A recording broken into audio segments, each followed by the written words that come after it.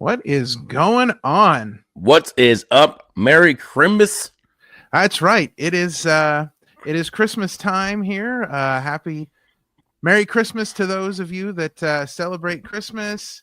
Happy Hanukkah, Hanukkah, whatever you celebrate. Happy Festivus, whatever Merry it Christmas, is. Hanukkah, Kwanzaa. Hey, get it Sure, all in one whatever's shot. Get it all in one shot. Yes, whatever's on your radar this time of the season.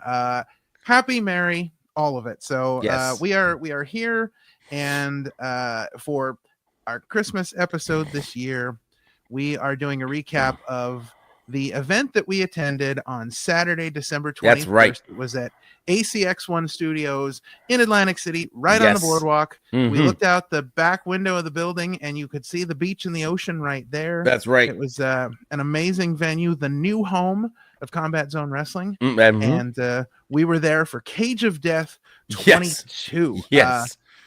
First off, before we get started, we want to throw some shout outs out there. We want to thank Scott Holiday of Plus Two Wrestling. Make sure you check out his channel. There'll be a link in the description below. Make sure you subscribe to his channel. Shout out to him. Shout out to the one of one Chris White. Both individuals reached out to us to make sure that we were coming to cover the event. So we're extremely appreciative of them. Shout out to Mr. Hartgrave from Parts Unknown, who we got to meet during Cage of Death. Really nice 22. guy. Really nice guy. Yeah. So him and his team, we got to meet them. You'll see an interview with them coming up on the channel sometime within the next week or so. You'll see an interview with us on their channel at some point as well. So, and of course, a huge thank you to DJ Hyde and everyone at CZW for allowing us to come and cover the event. Yes. From top to bottom, it was just insanity. It was an experience. There was both of our first Combat Zone Wrestling shows together and separate. I've watched a bunch of them. I've seen a bunch of them, but I never actually got to experience the live vibe of a CZW show, and it was just that, a vibe. Absolutely. Well, this was not only that, but this was also my first foray into death matches live. I've seen a ton of death matches. I have friends that are really heavily into it. I've seen a bunch of stuff from Japan. I've never seen anything live, and let me tell you, this was the way to go. This was absolutely the way to get it started. Cage of Death returning after a 5-year hiatus. COVID kind of shut things down. And now CZW, the renaissance of tradition, they are coming back. The big comeback. Yeah, that's right. They are, they're really hitting it heavy now. Cage of Death 22 was sort of their, big return show. They'll be doing their anniversary show February 22nd again from ACX Studios. So that's incredible as well. So again, just make sure that you're following CZW on all the socials. You'll see their information down below. Make sure you're down the bottom there. And if you have not seen Cage of Death 22, what are you doing? Get on it. Yes, what are you doing? Because there was nothing else going on this weekend, that weekend that will even compare to Cage of Death 22. Right. So get over to independentwrestling.tv, sign up for the service if you're not already signed up, because listen, hundreds of promotions, thousands of hours of content, and you get to see CZW Cage of Death 22, which we're going to talk about here. So that's right. Full stop here. We've got spoilers. Viewer discretion is advised, because we're going to be talking about some crazy stuff. Nuts. It was quite an evening. I tell you. All right. So this being my first foray into, live death matches, I'll tell you what.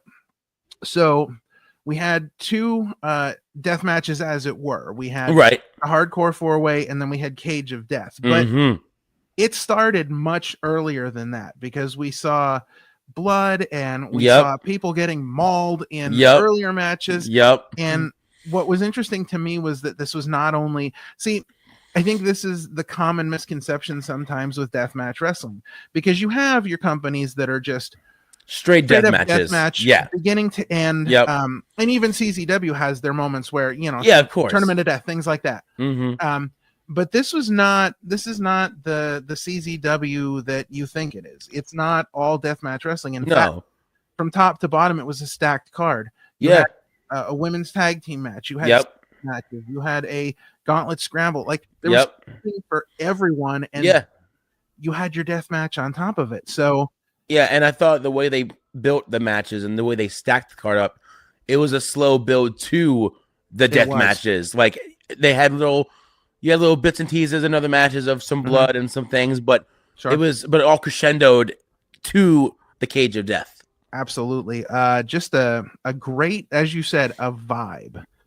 You're in this building with people. You can feel people, excited for the return of Cage of Death. Yes. When they were building the cage and putting everything together, people were anticipating what was going to happen. It was quite an evening and quite a vibe to be there live for CZW. So let's start off right at the beginning. Number one, we had ourselves what was called the Wired Championship #1 contender Gauntlet Scramble. Now that's a mouthful. Shall I run down the people who were in this Gauntlet Scramble? Do you have the list? I have the list of 21. This was a 21-man elimination scramble match for the #1 contendership of the Wired title. All right, run it down for us. We got Junie Underwood, Anthony Gangone, Ethan Promise, Brando Lee, Brew Vallon himself, the one of one Chris White, of course, James Gray, Jarrett Diaz,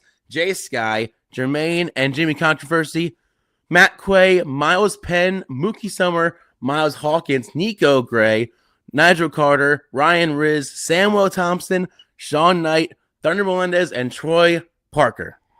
Woo! There you have it, folks. That is that is a mouthful. Mouthful. Also a ringful of wrestling. So here's how it went down. We start the match with 6 competitors. Yep. Then every minute, another competitor makes their way down until they said every minute. Well, towards the end, it was just like, hey, let's just go one after another. And you had Jay and Jimmy Controversy came out at the same time. Yep. So it was a loose interpretation of the 1 minute rule. But But it was a gauntlet scramble.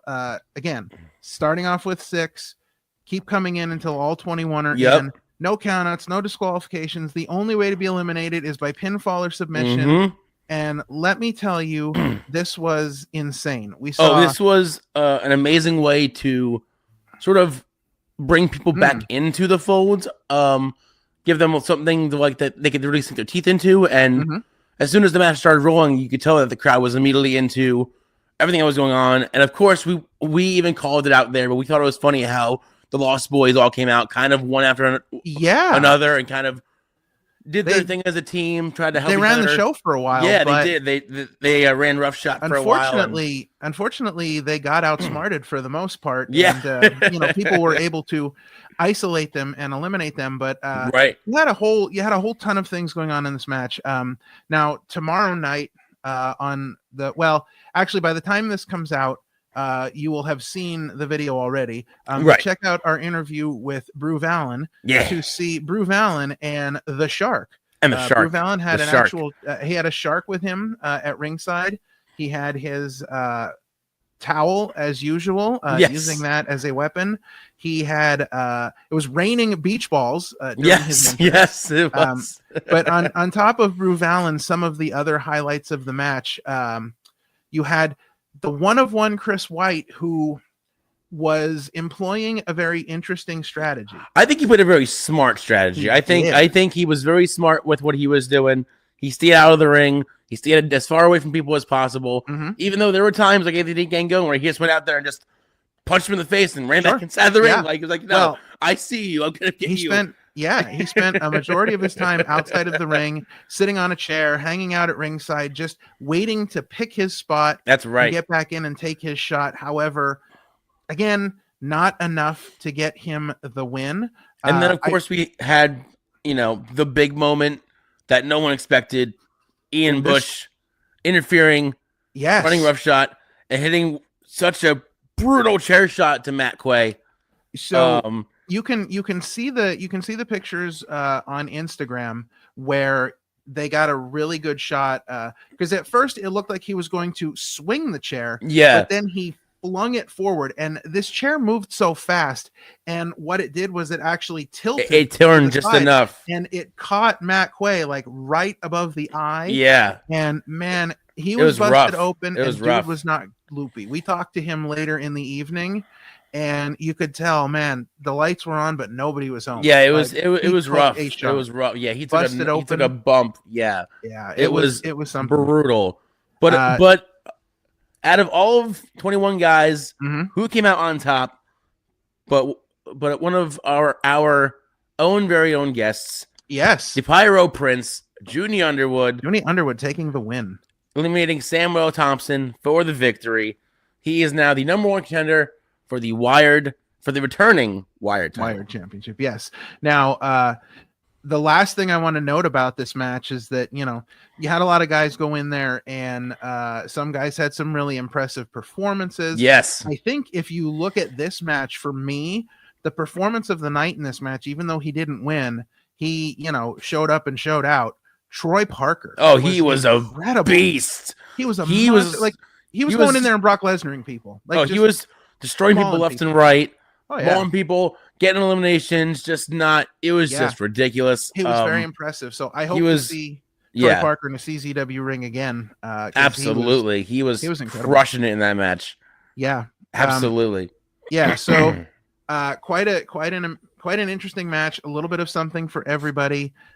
Characters, monsters, it was just, the whole thing was fun. You had guys getting taken out on the stage. It was just everywhere. It was a wild time for sure. So moving on from there, we go to our second match. The team of Pretty Magic, consisting of Cosmic and Valerie Verman, took on the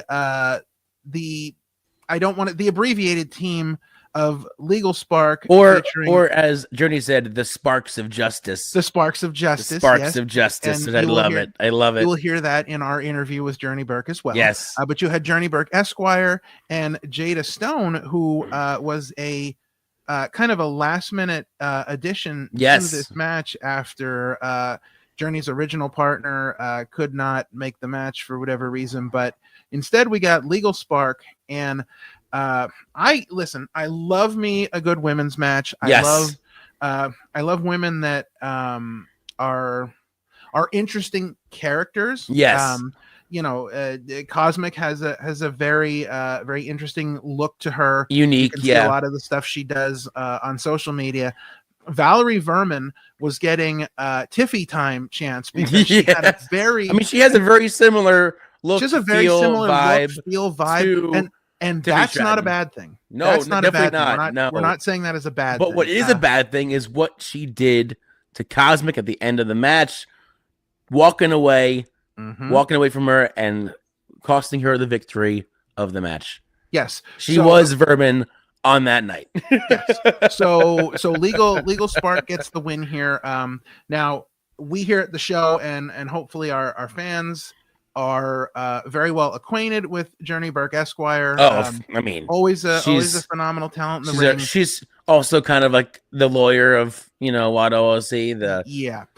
But I finally got a chance to talk to her. We did after all this time. You'll see that interview as well.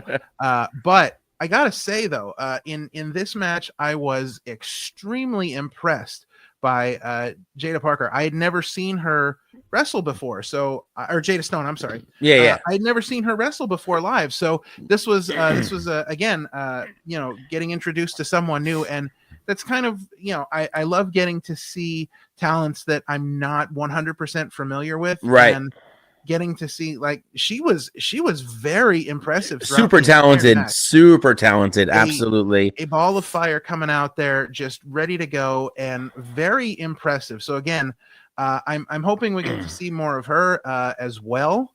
I'm very curious to see where this possible new feud goes with Cosmic and Vermin after Vermin walked away on her, and like I said, unfortunately cost them their team the victory. So what's that going to lead to? Yeah, we've got the anniversary show coming up in February. Plenty of things could happen between now and then.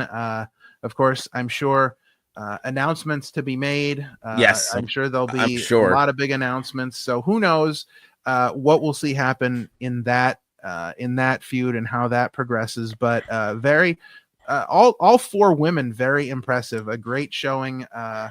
Definitely proving their spot on the card. Absolutely.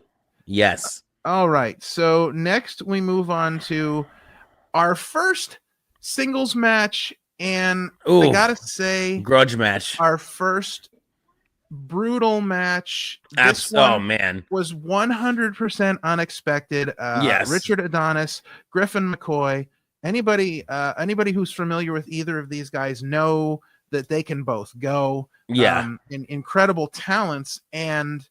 But this one took a turn I think nobody saw it coming. Oh, this one took a gnarly turn. For those who get a little squeamish, Adonis butts open McCoy in the worst possible way. This dude is just buckets, just losing it. So he's wearing the crimson mask, and the only thing I can equate it to is, well, there's 2 things I can equate it to. For those of you who are familiar with Vince McMahon versus Hulk Hogan at WrestleMania, where Vince overbladed and was just the crimson mask was pouring down, or the bull rope match between Eddie Guerrero and JBL. I was just gonna say that one too. Yeah, open. That might be the bloodiest standard match I've ever seen. What was so gnarly about it was this dude Adonis was licking his fingers, wiping the blood off of his face to his chest. It was just a sight to behold. Gnarly looking. This dude was just having the time of his life with McCoy. And Griffin McCoy was just, he was bleeding all over the place, but at one point it seemed to spark the adrenaline in him. He was basically hulking up in his bloody pretty much, yeah. Whatever happened, they got him that spark to get him through the rest of the match and actually get the win. But man, he was just a pool. Yes, and I'm sure you can find photos of Griffin, because they were taking some candid photos of him after the match, posing in his crimson mask. He was in great spirits after the match. Like you wouldn't know him. He was probably just excited, happy to get out of it. Yeah, get the win. Somewhat unscathed. A hard fought match, but again, one that absolutely lived up to the hype. Definitely overextended any of our expectations for the match. Went to places we didn't think it was going to go, but definitely a great start to the violence. That was the precursor to what heinousness we were going to see later on in the night. Matt Quay got it started. Griffin McCoy kept it going. And then it just kept going from there. Yeah. Speaking of the next match, probably the most fun match of the night. Rich Swann, Lince Dorado. Man, this was everything you would want and more in a lucha style or matchup. It had lucha, it had cruiserweight, it had all the fun vibes. They were just floating around that ring together. There was a moment where they went to do the hand stretch, and Rich Swann ended up making Lince do a little dance move with him instead of doing the hand stretch. That was hilarious. It was just a really solid matchup between 2 really good, graps, man. Listen, good graps. They put on a clinic in the best way possible. There was entertainment. There was high flying moves. Guys, jumping out of the ring on both sides, just going crazy. High flying moves, technical wrestling. It had everything that you would imagine a Lince Dorado Rich Swann match would have. Absolutely incredible. Rich Swann pulling out the victory over Lince Dorado in an incredible banger of a match. And again, Rich Swann's opener too, with All Night Long. Man, he had the entire crowd just at his fingertips, dancing with him. He would go out in the crowd, come back to the next crowd, come back. And he did the entire song. It was amazing. It was great. And you could tell, Lince Dorado came out to the ring first. And I got to say, Lince Dorado coming out in that, I want to say Ric Flair-esque robe. Right. Nate had a mask on the back of it, just looking like $1 million. Yep. And then All Night Long starts playing, and you can feel the anticipation. Yeah, build. right. He doesn't come out right away. Nope. He lets it build, and he lets it build. And he comes out, and the crowd goes wild. Went nuts. Yeah. Oh, it was great. So again, this is an example of why a company like CZW is so good, because there is something for everyone. And this match, literally, yeah, I feel like this match gave something for everyone. Mm-hmm. So at the end of the match, though, the big moment. That was the big first moment. I was surprise say, of yeah. the night. Yep. So recent WWE ID tagged wrestler Marcus Mathers shows up, hits the ring in his fancy looking WWE ID jacket. Fancy jacket. Says, all I want for Christmas is Rich Swann. And Rich Swann said, if it is Rich Swann you want, it is Rich Swann you'll get. He called out Rich Swann, and at the called him out. February anniversary show, that was made official that he's going to face Rich Swann at the anniversary show back at ACX1 Studios in 2 months' time. Yeah. And man, that is a match that I want to see. That's going to be good. You thought Swann and Lindsay was good. Man, those two with Mathers. Ooh, I'm excited. Yeah. Sign me up. I'm super excited. First big surprise of the night. Not the only surprise. No, there are more surprises to plenty of surprises to come. Which moving on to the oh my god, dude, man, this match, I just have to say, we got a chance to interview the tag champs, Milk Chocolate, and they are probably now my new favorite indie tag team. Yeah. I absolutely love their team name, the way they announce themselves, the way like their opener is hilarious. They bring off such a crazy like aura to them wherever they go. Brandon Watts, both of them just, man. And this match was just incredible with post game. So, first thing I want to say, and of course, as you mentioned, we did get to chat with the tag team champions earlier in the evening. I got to say, I'm looking at Brandon Watts, I'm looking at Randy Summers, and their promo work is top notch. It is top tier. They are phenomenal heels. These guys are some real talents, but I gotta say, man, post game took them to the limit. They showed out. They made sure to let them know that we're not playing around and that we want these belts. Yeah, they were there to play the game. Yeah, well, listen, they had control of Milk Chocolate pretty much at every turn point for the majority of the match. Of course, Milk Chocolate's heels. So what are they going to do? They're going to cheat to win. They're going to heal it up.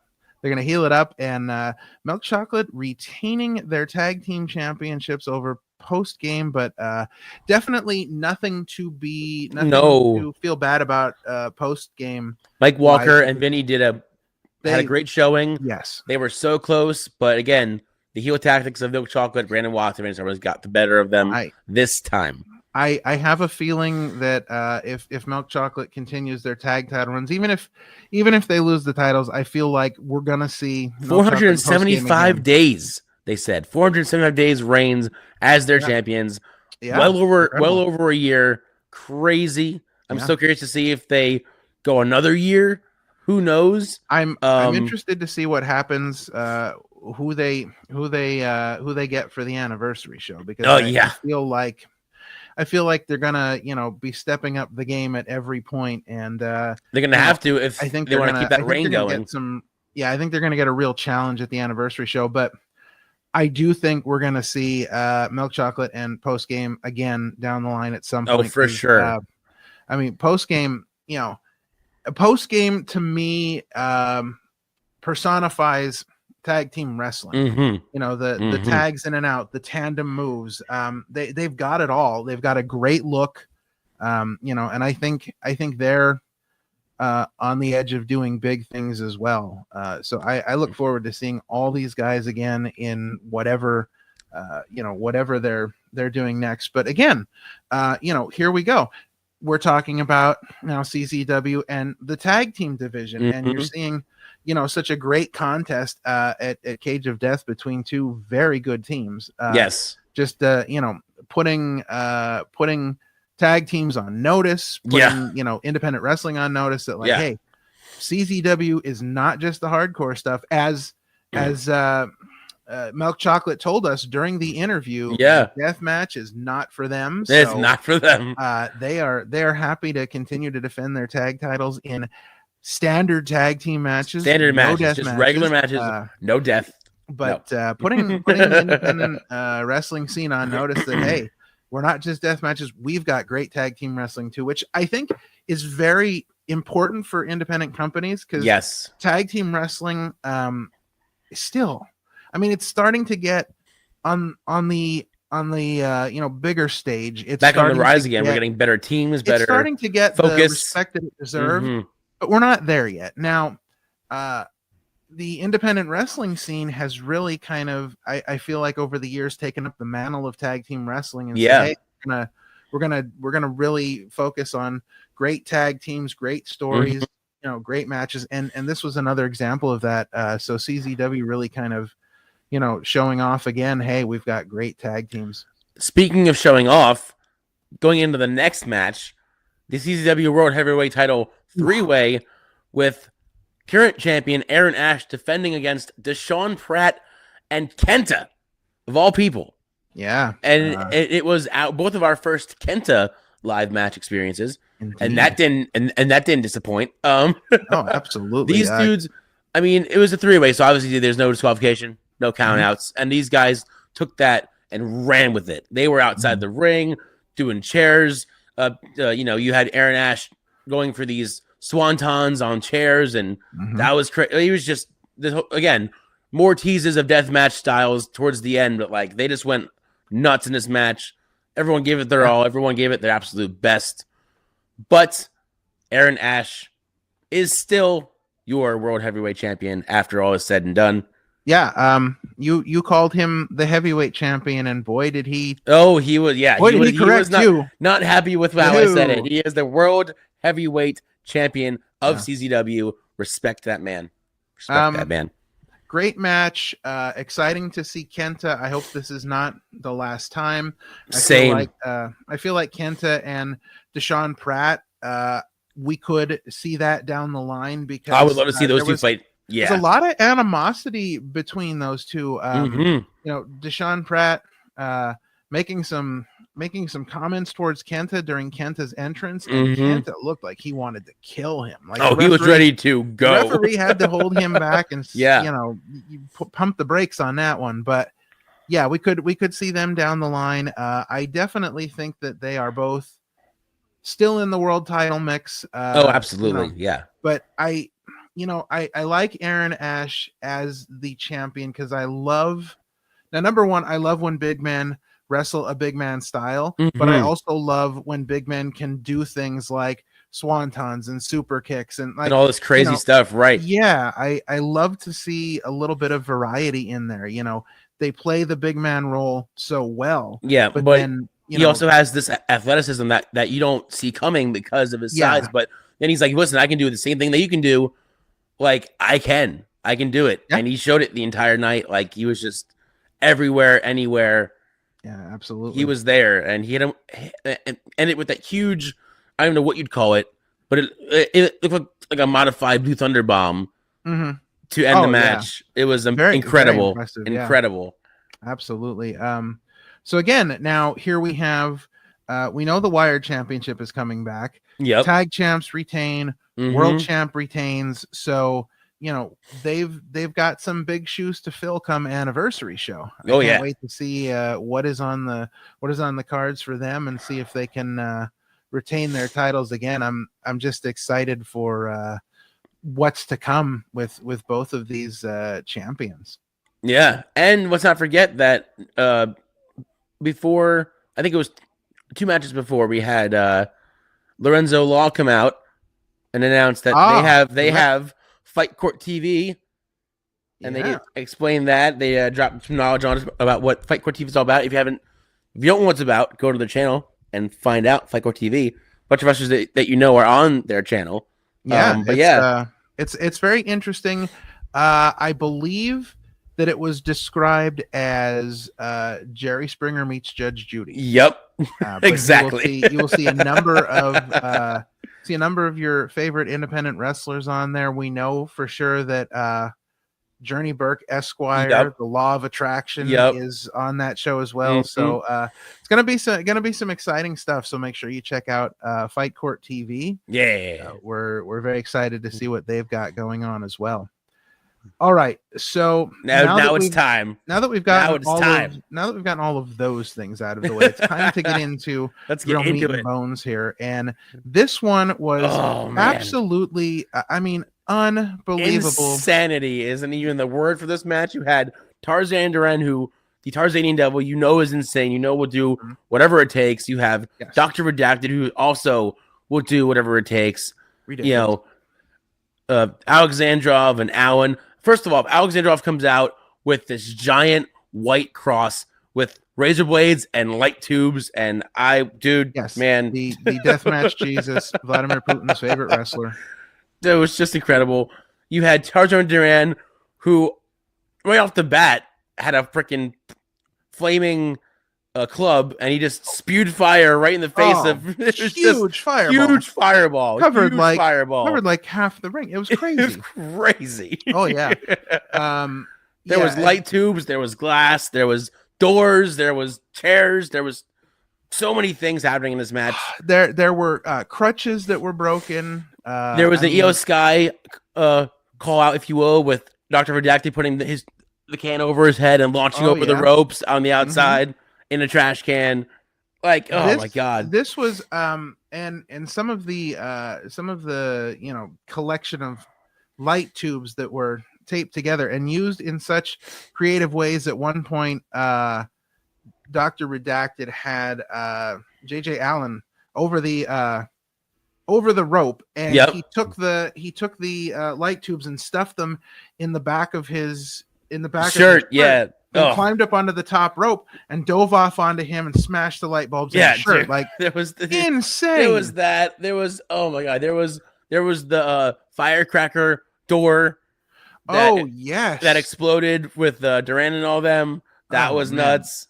Like, it was just insanity. They were all just a bloody mess. All of them, all four of them. Yeah, but the rightful winner of the match, I think, was Tarzan Duran. That pretty much was his match, was his show. He came out on top of all that mayhem, all that chaos.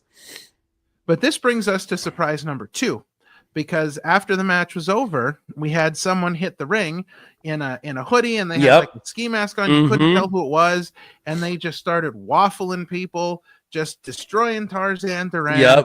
Pulls off the ski mask, and who is it? Jimmy Lloyd.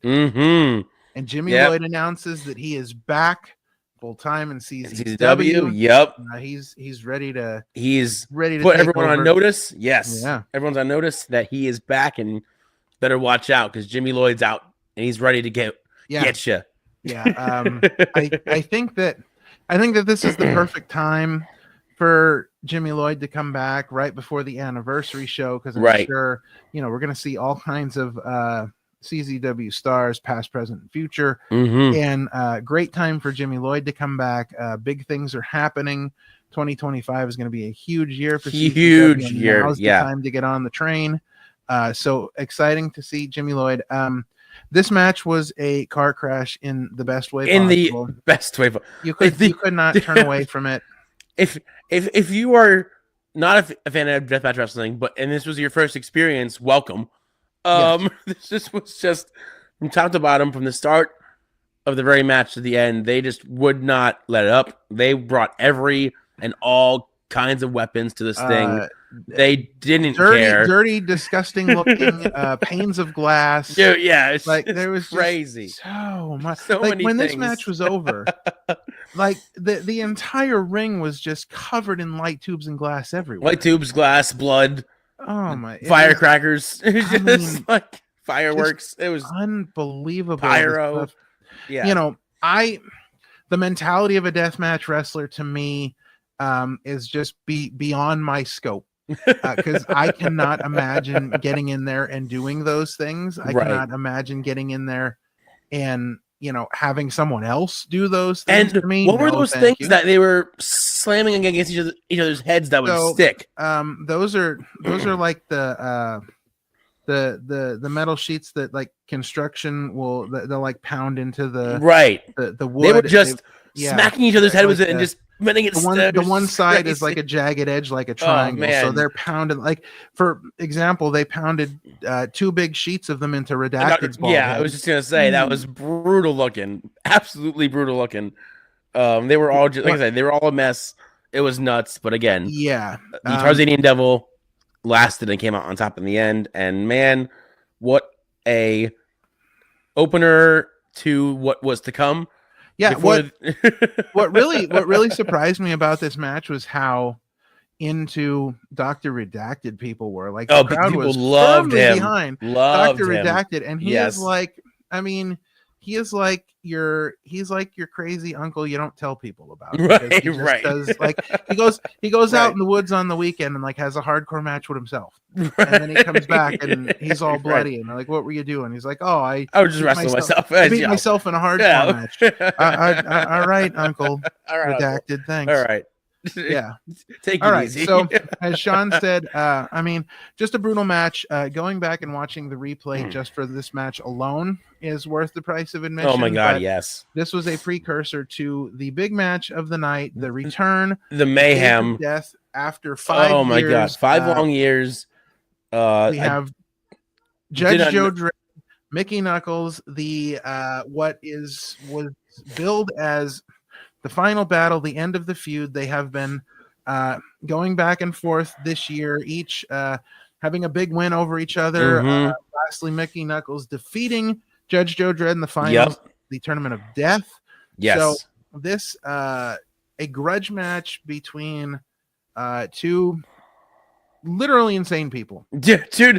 And I didn't know what to expect because obviously they kept touting Cage of Death, and obviously we didn't know what to expect. We didn't see it because they had it in a truck in the back, ready to be brought in. Yeah. They even said, "Careful, it's wired," because this was what we didn't know. This was basically an exploding Cage of Death match. So they set it up.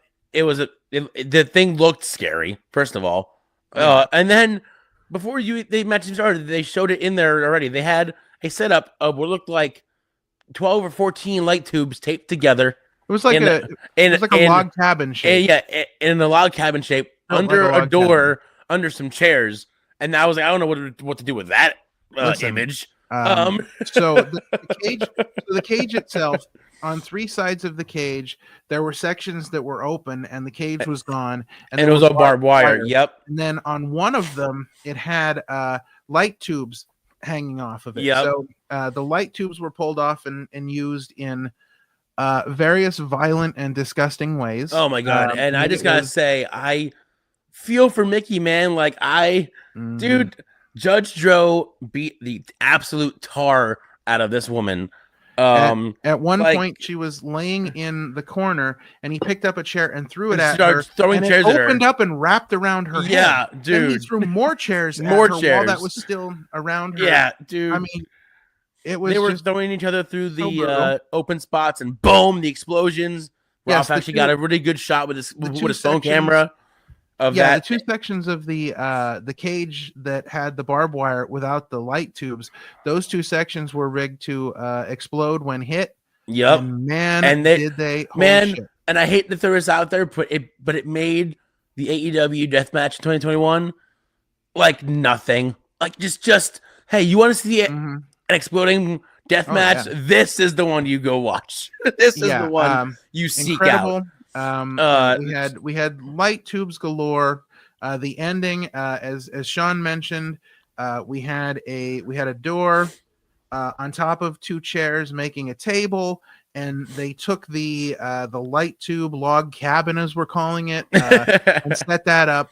And then Mickey Knuckles and Joe Dredd were climbing the cage and fighting on the cage, and Judge Joe Dredd grabs Mickey, and they go back off the cage into the log cabin tube structure, which was also rigged to explode. because one explosion or two was not enough explosions in this matchup. No. You had to have all of them. But to me, what was cool about it was at first, because you couldn't see, no one knew who won. No one there was no clear winner at first. Here's the thing, because if you were watching live from the smoke, we couldn't see what was going on. If you're watching the IWTV version, you're able to see through the smoke that as they're on the ground, Judge Joe Dredd gets his arm on top of Mickey Knuckles. We heard the 3 count, but we were waiting to see whose hand was raised because we had no idea live. Because we couldn't see over all the smoke. Yeah. So Judge Joe Dredd getting the win in Cage of Death 22. However, that was not the end of the action. Nope, there was one more surprise return, as they had announced previously, but he was nowhere to be found yet. Nick fucking Gage, after 9 long years, made his return to the Combat of Wrestling to save Mickey Knuckles because Judge Joe was not done after the match.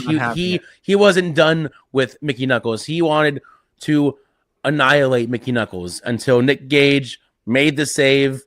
Yeah, and they said this was supposed to be like the final battle, the end of the feud, and after the match was over, you really got the feeling like this is not the end. Like we're going to see these two again. However, Nick Gage just shattered those expectations because when he hit the ring, talking to Mickey, talking about how proud of her she was, and Mickey, to her credit, says to Nick Gage, in my career, the one match that I've always wanted that I've never had is a match with you.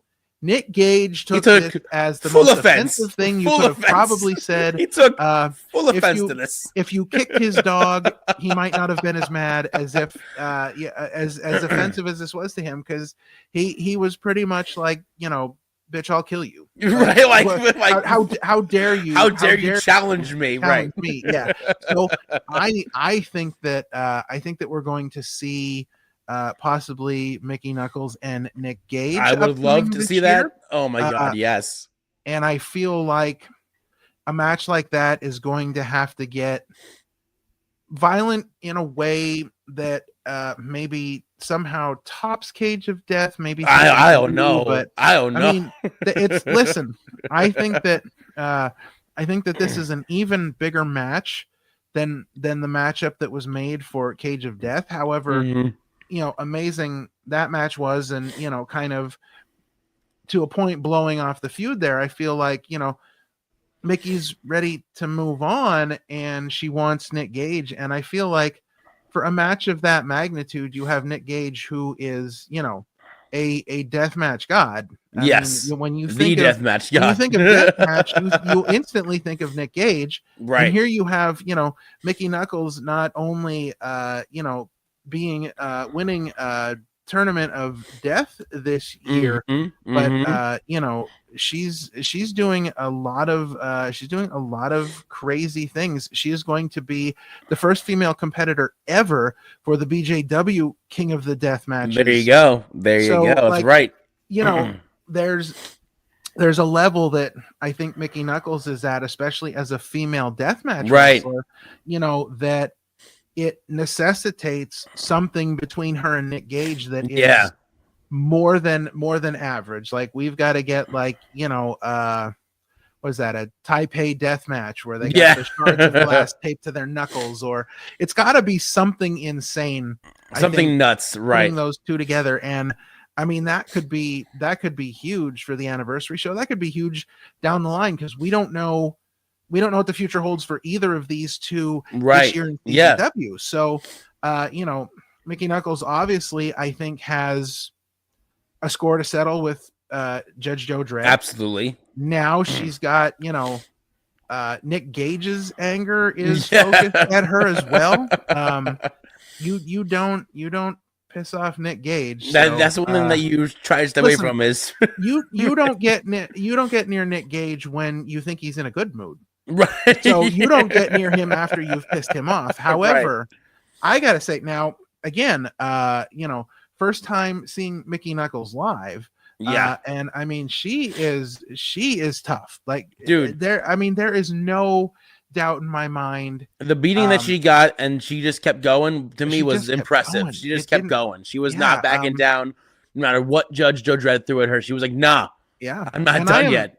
And I am not necessarily as versed in female death match wrestling as others, and so I didn't know what to expect from her. But knowing again, she won Tournament of Death this year, so impressive showings there. So obviously that puts her at a certain pedigree of deathmatch wrestling. Right. But man, she just was. I mean, I did not expect what we got from her. Yeah. In terms of toughness, just going through everything she went through and just getting back up time after time after time. It was extremely impressive. So I think, if you look at the names, Jimmy Lloyd's back, Nick Gage is back. Yep. You've got such a solid foundation already. Now you're adding those two legends. You've got, I feel like CZW this year is going to be one of those places where people are going to be super excited to go. People are going to want to be there. It's going to be a destination wrestling spot, I think, for a lot of big names this year. Absolutely. So, I think so. I'm excited to see where 2025 goes for CZW. But man, at the end of December, this was a huge start for them. Just a massive show, top to bottom, just enjoyable. If you are a fan of deathmatch wrestling, if you are a fan of great wrestling in general, if you've never seen CZW live, get out there. Do it. Get to Atlantic City. Get on to one of their shows. Seriously, you will have an amazing time. It is such a fun show, top to bottom. The people at CZW are really great. They are so they're so intense about putting on a great show for the fans, and especially now that they're calling Atlantic City their home base. We know companies like GCW run Atlantic City a lot. It's becoming really a hotbed of wrestling on the East Coast. And now CZW making their home there at ACX1 Studios. It's, they are, I feel like they're proud to represent Jersey. Yeah, absolutely. I think that's something that they're trying to really portray. And I think, taking up residence there in Atlantic City is definitely a great start. Again, I can't say enough. You and I were there early in the day. We were there pretty much all day, from like 2 o'clock to the end. We were there all day. 2 o'clock. So we were there early, obviously, to cover the event, to talk to people, to get some interviews. And I gotta say, from top to bottom, the promotion is just extremely professional. Everything about them is just about putting on the best show, working with the best people, making sure that the fans have a good time first and foremost.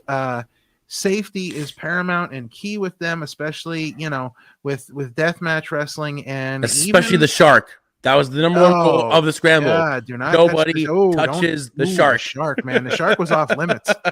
But seriously, though, just an extremely professional organization. And honestly, I'm proud to say that they are an East Coast independent wrestling company. That's right. It's proud to say that they're here in Jersey, in Atlantic City. It's great to see. And it's good to see a company like them that is extremely professional. Absolutely, wants to go out there and do a good job. Do the best show they can for the fans, for the audience, for longtime fans, for new time fans, for people just starting out with it. They wanted to make sure that they got something for everyone. And just a quick anecdote I want to add for those who do not believe about the carnage of this show. Man, just a quick note: when we got there, the locker room was a white locker room, just completely white floors, white walls. By the end of the night, you walk in there, it looked like there was a massacre had happened. in that locker room. Oh yeah, it was. He's not kidding, man. It was insane. It was crazy. But again, just listen. You know, if you've never seen CZW live, if you get on Independent Wrestling TV, check out the replay of Cage of Death 22. Check out all the other great CZW content. Yes. Watch past Cages of Death. Just watch get as much CZW knowledge as you can, because get into it. Right. Now is the time to jump on the bandwagon. Now is a great time to get in to CZW if you are not a current fan, if you are not familiar with the product. Yes. Now is the time to get on board. You can see at the bottom here. Make sure you're following them, Twitter and Instagram at Combat Zone. Right. They are on Facebook, official CZW. You can check out their YouTube channel, CZW Studios. Of course, CZW Wrestling. The website has all your information. And Independent Wrestling TV, carrying. Watch the replay. Great. Go watch CZW the carnage content, yourself. please. Yeah. Watch the replay. You will. Do you have any? Do you have any bold predictions for 2025 for CZW? Gee, I don't know. I think they are going to. I think they're going to find a way to top Cage of Death. I really do. I think that see, it's like the perfect storm is brewing. Right. You've already got some insane and crazy people there, and now you are adding legends like Jimmy Lloyd, Nick Gage. You have people like Judge Joe Dredd and Mickey Knuckles who just went through a Cage of Death. You've got the Tarzanian Devil. You've got Redacted. You've got JJ Allen. You've got the Deathmatch Jesus himself. Seriously, like it is a perfect storm brewing. Right. And so I feel like this is the year I think that CZW ups their game as far as the deathmatch wrestling goes. And right.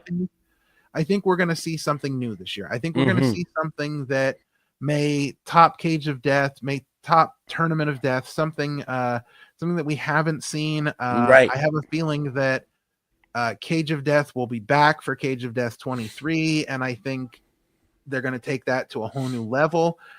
In addition to that, I think that we are going to see some of the top name indie talent that are not deathmatch wrestlers go over there appearances in CZW, because I think you had certain people at this show who set a tone. Yeah. Rich Adonis, Griffin McCoy, Lindsay Dorado, Rich Swan. You have guys setting a tone. Great tag teams like Post Game and Milk Chocolate. The women's division. I think that we could possibly see a women's title this year. We could see. We could see a women's death match like we saw last Saturday. I feel like this is the year that CZW really, cements their place in independent wrestling and deathmatch wrestling. I think they're going to take it to the next level. I think they're going to up their game. Great people working at CZW, and from everything we've seen and from everything we heard, they are really trying to be the absolute best company they can be. They're making moves to make that happen. And I think when you have combustible elements like Jimmy Lloyd and Nick Gage, I think that's going to draw in other combustible elements. And I think it's going to be the perfect storm. We are going to see something this year that is going to make history, just like the return of Cage of Death made history. I think we're going to see something history making. And I think we are going to see CZW really become a standard in independent wrestling once again. Absolutely. I couldn't agree more. I think that we do see Junior Underwood become the Wired champion. That would be impressive. Junie, we know Junie very well. We've seen a lot of Junie's matches. Again, great in trios matches, for 8-man tag matches, just great all around. I think that he would be a great champion, a great bearer for that type of wrestling in CZW. But I think whatever happens, whether Junie wins the title or not, or someone else becomes the champion, I feel like, again, the level of competition that's there is just going to attract more competition and make the division even better. So bringing back the Wired title is a great step in the right direction. I'm just out of anything, I'm just excited to see what's next. I think absolutely. I think the anniversary show is going to be huge. I think the surprises that we got at Cage of Death, I think, will probably fail in comparison to surprises we get, because anniversary shows are always big. They're always big. I'm sure CZW will be no different. But I just think it's going to be. I think 2025 is going to be the year of CZW. I'm looking forward to everything they do. Absolutely. Hopefully, we will be continuing to cover everything that they do. It was an amazing day, an amazing night, an amazing event. We were I can't say enough how excited we were for this and how proud we were to be there, and even just a small part in covering this. Being able to create content and help get CZW's name out there. It was just an amazing experience for us, and I'm looking forward to hopefully more of it, because it was just I think that we need to be along for the ride, because I think CZW is going to do special stuff this year. So again, we want to thank everyone who reached out to us. Scott Holiday, 101 Chris White. Yes, DJ Hayden, all the good people at Combat Zone Wrestling.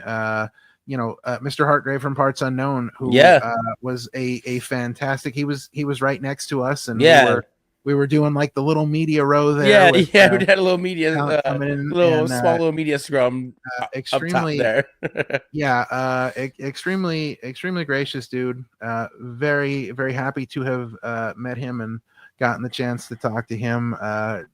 He does amazing work with not only his AEW coverage but his documentaries. And he is working on a Cage of Death documentary as well. So exciting news.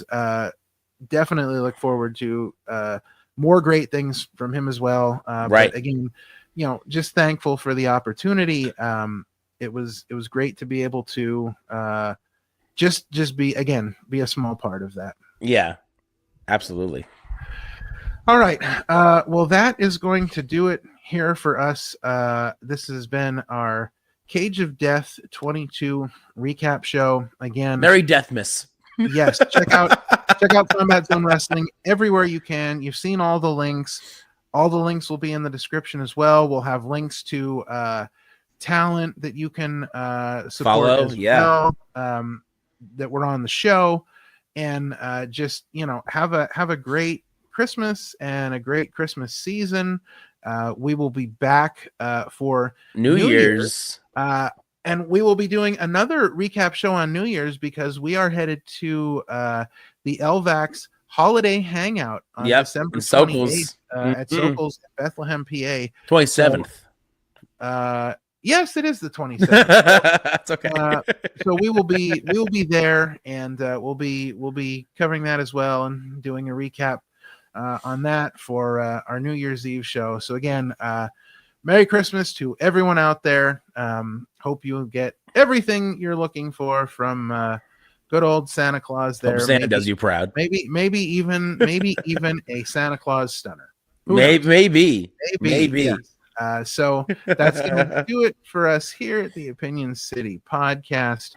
For Parma Sean, I am King Ralph, and this has been your CZW Cage of Death recap show. And with that, we are extremely out of here. We're out.